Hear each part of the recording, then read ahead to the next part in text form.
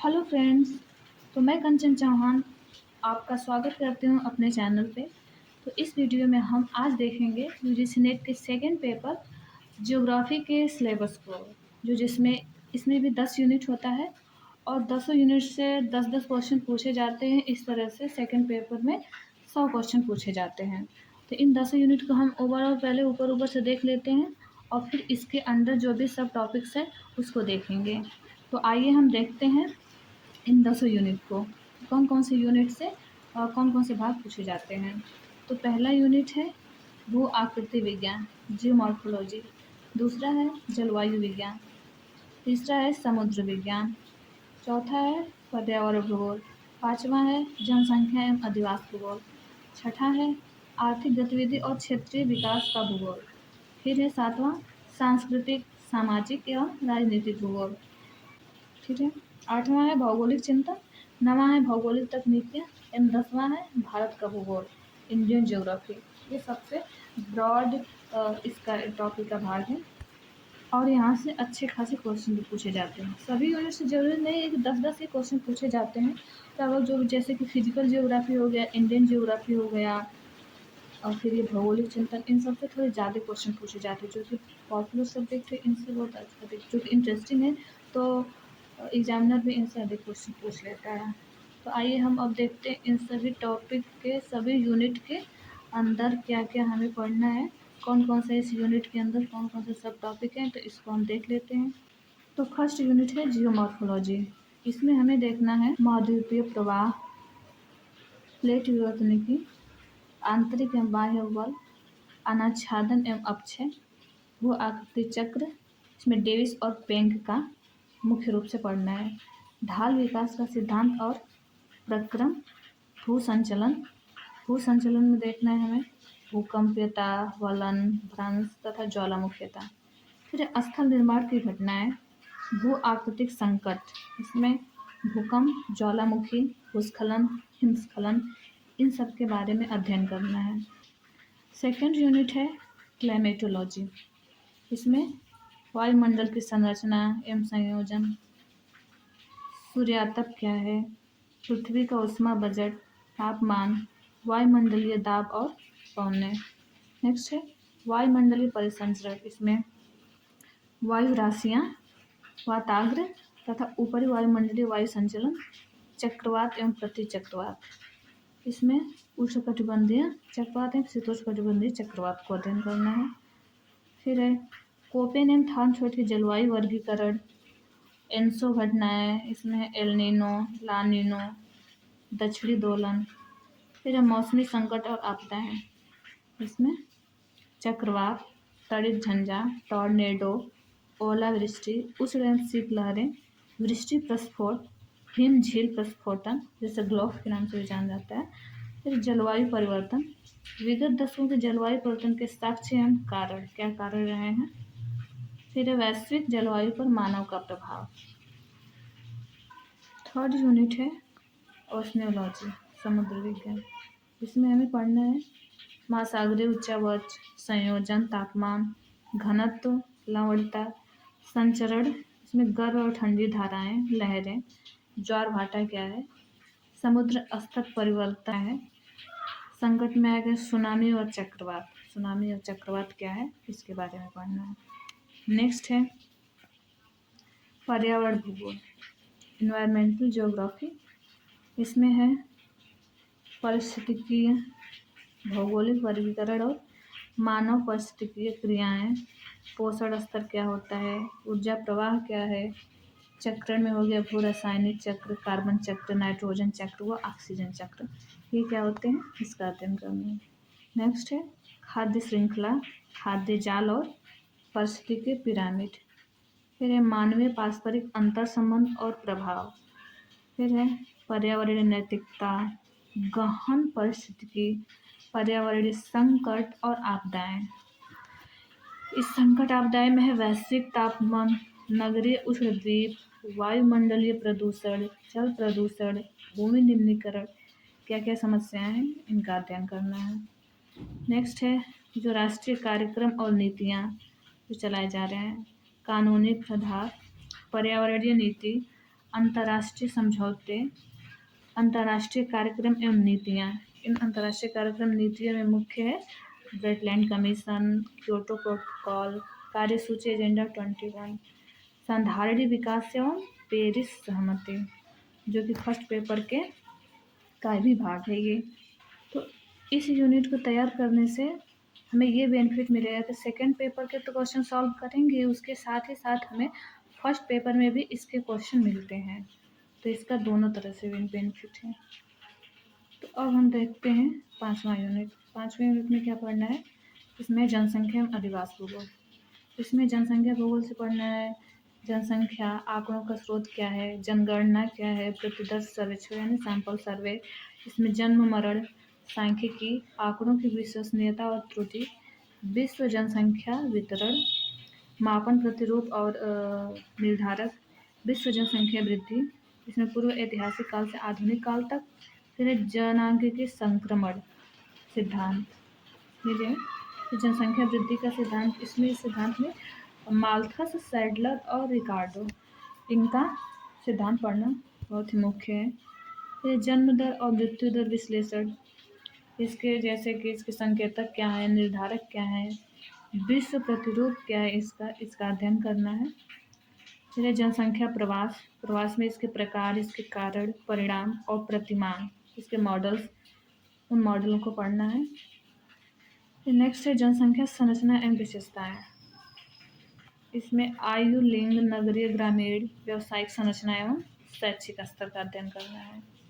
फिर विकसित और विकासशील देशों में जनसंख्या नीतियाँ, कौन कौन सी नीतियाँ बनाई जा चुकी हैं अब तक, या अब क्या वर्तमान में क्या बनाई जा रही हैं, इन नीतियों का अध्ययन करना है।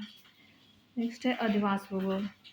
इसमें अधिवास भूगोल में ग्रामीण अधिवास हो गया, उसके प्रकार, प्रतिरूप, वितरण, फिर है ग्रामीण अधिवासों की समकालीन समस्याएं, ग्रामीण नगरीय प्रवास, भूमि उपयोग में बदलाव क्या हुए हैं, भूमि अधिग्रहण क्या है, संव्यवहार क्या है उसका, नगरों की उत्पत्ति के सिद्धांत। इन नगरों की उत्पत्ति के सिद्धांत में हमें गॉर्डन सिल्डे की थ्योरी, हेरनी पिनेरी, सैडलर, लेविस एंड मम्फोर्ड, इनकी थ्योरी का अध्ययन करना है। फिर विकसित और विकासशील देशों में नगरीकरण की विशेषता और प्रक्रिया, इसमें नगरों की वृद्धि के कारक, नगरीकरण की प्रवृत्ति के साथ साथ उसके आकार, संरचना, नगरीय क्षेत्र के कार्यों का अध्ययन करना है।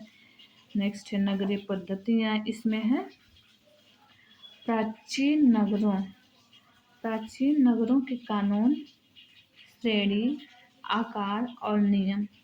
फिर केंद्रीय स्थान सिद्धांत, ये सिद्धांत बहुत ही महत्वपूर्ण है इसमें अधिवास भूगोल में, इससे क्वेश्चन पूछता है, हर साल एक नए क्वेश्चन पूछता है। इसमें क्रिस्टॉलर और लॉस की थ्योरी से पूछता है। फिर नगरों की आंतरिक संरचना, नगरीय भूमि उपयोग, इस नगरीय भूमि उपयोग सिद्धांत में हमें इन विद्वानों का पढ़ना है theory, Burgess, Harris, Ullman and हायर। फिर नगरीय भूमि उपयोग मॉडल, इसमें भी है बर्गिस, हायर, हैरिस एंड उलमैन। फिर है महानगरीय संकल्पना, वैश्विक नगर और कोर नगर, नगर आकार परिवर्तन क्या है, पूर्व नगर क्षेत्र, ग्रामीण नगर सीमांत, नगरोपरांत, मुद्रित व उपग्रही नगर क्या होते हैं, यानी सैटेलाइट टाउन। इसके साथ हमें नगरों में सामाजिक विसंयोजन, नगरीय सामाजिक क्षेत्र विश्लेषण, नगरीय गरीबी के अभिव्यक्ति, मलिन बस्ती, अनियमित क्षेत्र की वृद्धि, वहाँ पे अपराध, सामाजिक बहिष्कार, इन सब का अध्ययन करना है। अब हम देखते हैं नेक्स्ट यूनिट, छठा यूनिट, इसमें आर्थिक भूगोल। इसमें आर्थिक गतिविधियों की व्यवस्था को प्रभावित करने वाले स्थानीय कारक, इसमें प्राथमिक, द्वितीयक एवं तृतीयक, चतुर्थक कारकों को पढ़ना है।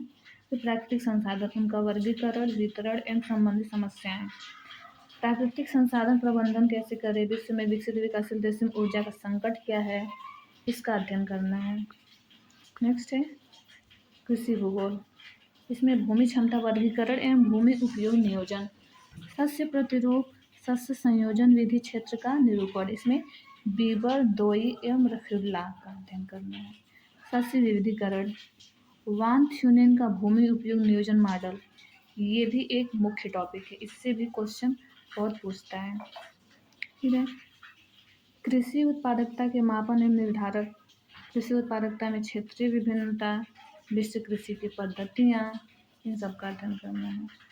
नेक्स्ट है औद्योगिक भूगोल। औद्योगिक भूगोल में उद्योगों का वर्गीकरण, औद्योगिक के स्थानीयकरण के निर्धारण के कारक, उद्योगों के स्थानीयकरण के सिद्धांत, इन सिद्धांतों में हमें Weber, E.M. Hoover, August Losch, Alfred, M.D.M. Smith, इनका अध्ययन करना है। नेक्स्ट है विश्व के औद्योगिक प्रदेश, अल्प विकसित देशों के निर्माण क्षेत्र पर वैश्वीकरण का प्रभाव, पर्यटन, औद्योगिक, सूचना एवं संचार प्रौद्योगिकी, ICT एवं ज्ञान वृद्धि, शिक्षा एवं अनुसंधान विकास, उद्योग। नेक्स्ट है परिवहन भूगोल। परिवहन भूगोल में हमें देखना है स्थानीय पारस्परिक अन्योन्य क्रिया के सिद्धांत और मॉडल, इसमें मॉडल में एडवर्ड उलमैन का मॉडल पढ़ना है, M.E. हर्स्ट का मॉडल का अध्ययन करना है। फिर संबंधात्मक और अभिगम्यता सूचकांक का मापन, स्थानीय प्रवाह मॉडल, गुरुत्वाकर्षण मॉडल क्या है, इसकी भिन्नता, विश्व व्यापार संगठन, वैश्वीकरण और उदारीकरण की विश्व व्यापार पद्धति, अंतर एवं आंतरिक प्रादेशिक सहयोग एवं व्यापार की संभावनाएं एवं समस्याएं का अध्ययन करना है।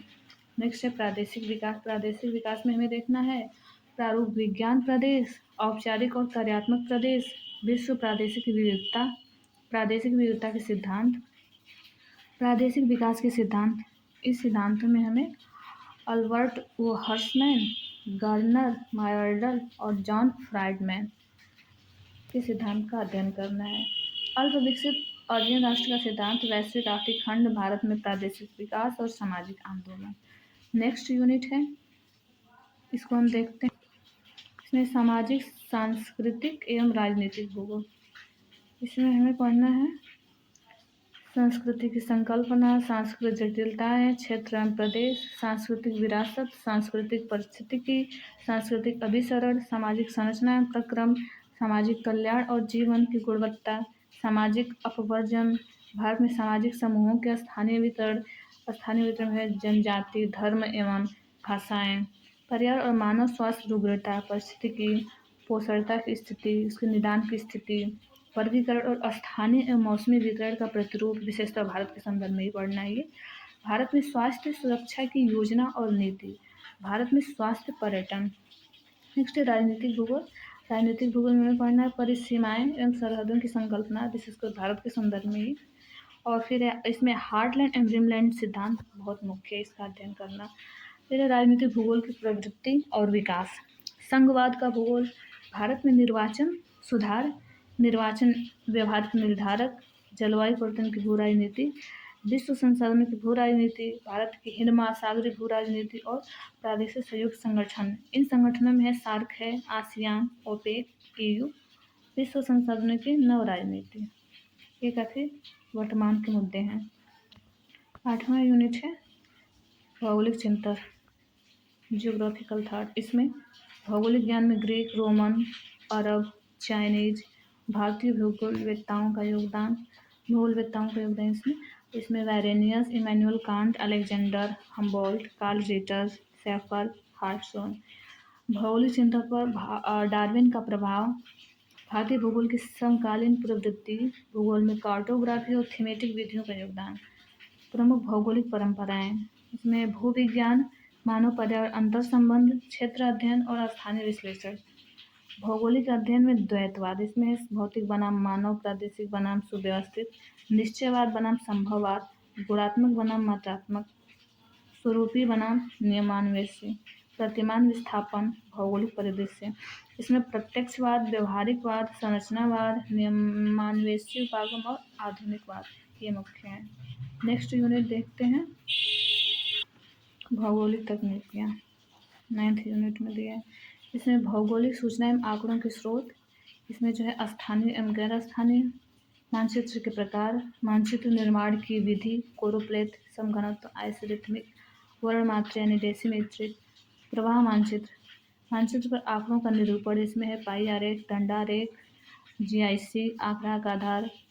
इसमें चित्र, रेखापुंज और सदिश आंकड़ा प्रारूप एवं आरोपण आंकड़ा प्रारूप। भौगोलिक सूचना तंत्र के कार्य, इनका रूपांतरण, संपादन और विश्लेषण। फिर है अंकीय उत्थान मॉडल, भू संदर्भ, समन्वय पद्धति, मानचित्र प्रक्षेप और आंकड़ा। भौगोलिक सूचना तंत्र का उपयोग क्या है? विषयात्मक मानचित्र कला, स्थानिक निर्णय समर्थन पद्धति, आधारभूत सुदूर संवेदन में वैद्युत चुंबकीय स्पेक्ट्रम संवेदक एवं प्लेटफॉर्म। फिर वियोजन एवं वियोजन के प्रकार, वायव्य छायाचित्र, फोटो के तत्व, उपग्रह प्रतिबिंब की विवेचना, फोटोग्रामेट्री, वायव्य फोटोग्राफी किसमें, अंकीय प्रतिबिंब प्रक्रमण, सुदूर संवेदन के तकनीकी का विकास, बृहद आंकड़ों का आदान प्रदान और इसका भारत के प्राकृतिक संसाधनों के प्रबंध में उपयोग। फिर जीपीएस के घटक एवं इसका उपयोग, आंतरिक भूतल नियंत्रण एवं अभिग्राही सूचकांक। फिर साथ साथ केंद्रीय प्रवृत्ति मापन का उपयोग, परिक्षेपण और असमानताएं, प्रतिचयन क्या है, प्रतिचयन कार्यविधि क्या है, परिकल्पना परीक्षण, हाइपोथेसिस टेस्टिंग के इसमें का square test, T test, ANOVA test, इन सब का अध्ययन करना है हमें। नेक्स्ट समय श्रेणी विश्लेषण, सहसंबंध और समाश्रयण विश्लेषण। इसमें सूचकांकों का मापन, सूचकांक मापनी का निर्माण, संयुक्त सूचकों की संगणना, प्रधान घटक विश्लेषण और समूह विश्लेषण। आकारमिति विश्लेषण, सरिताओं का क्रमीकरण, विभाजन अनुपात, अपवाह घनत्व। फिर अपवाह आवृत्ति, बेसिन परिक्रमा मापी, अनुपात एवं ध्रुवीय रूप। फिर परिच्छेदिकाएं, ढलान विश्लेषण, प्रवणता वक्र, उच्चतादर्शी वक्र। फिर तुंगता बारंबारता आरेख। नेक्स्ट यूनिट है, जो लास्ट यूनिट है वो है भारत का भूगोल। इसमें देखते हैं भारत के भूगोल में हमें पढ़ना है भारत के प्रमुख भू आकृतिक क्षेत्र एवं उनकी विशेषताएं, अपवाह तंत्र, हिमालय एवं प्रायद्वीप के, जलवायु ऋतुक मौसमी विशेषताएं, जलवायु विभाजन, भारतीय मानसून में उसकी रचना तंत्र क्या है, विशेषताएं। फिर जेट धारा, हिमालय वाष्प हिमानी, क्रायोस्फीयर, प्राकृतिक संसाधनों के प्रकार एवं वितरण, मिट्टी, वनस्पति, जल, खनिज एवं महासागरीय संसाधन, जनसंख्या की विशेषताएं में स्थानीय प्रतिरूप एवं वितरण, वृद्धि एवं संरचना, ग्रामीण नगरीय, आयु, लिंग, व्यावसायिक, शिक्षा, मानव जातीय एवं धार्मिक। जनसंख्या के निर्धारक तत्व, भारत में जनसंख्या नीति क्या है, कृषि में उत्पादकता एवं प्रमुख खाद्य फसलों की उपज, इनका अध्ययन करना है। प्रमुख फसल प्रदेश, कृषि विकास में प्रादेशिक विविधता, भारतीय कृषि को प्रभावित करने वाले तकनीकी एवं संस्थागत कारक, कृषि जलवायु प्रदेश, हरित क्रांति, खाद्य सुरक्षा एवं भोजन का अधिकार। फिर स्वतंत्रता प्राप्ति से अब तक औद्योगिक विकास, औद्योगिक प्रदेश एवं उनकी विशेषताएं, भारत में औद्योगिक नीति। फिर परिवहन, जल का विकास एवं प्रतिरूप, इसमें रेल, सड़क, जल मार्ग, वायु मार्ग, परिवहन, पाइपलाइन, इन सब का अध्ययन करना है। आंतरिक एवं बाह्य व्यापार, इसमें उसकी प्रवृत्ति, संरचना एवं दिशा, भारत में प्रादेशिक विकास नियोजन। फिर वैश्वीकरण का भारत की अर्थव्यवस्था पर प्रभाव, भारत में प्राकृतिक आपदाएं, भूकंप, सूखा, बाढ़, चक्रवात, सुनामी, हिमालय उच्च भूमि संकट और आपदाएं। तो ये रहा UGC net second paper geography का सिलेबस। तो फिर हम मिलते हैं नेक्स्ट वीडियो में। Thank you.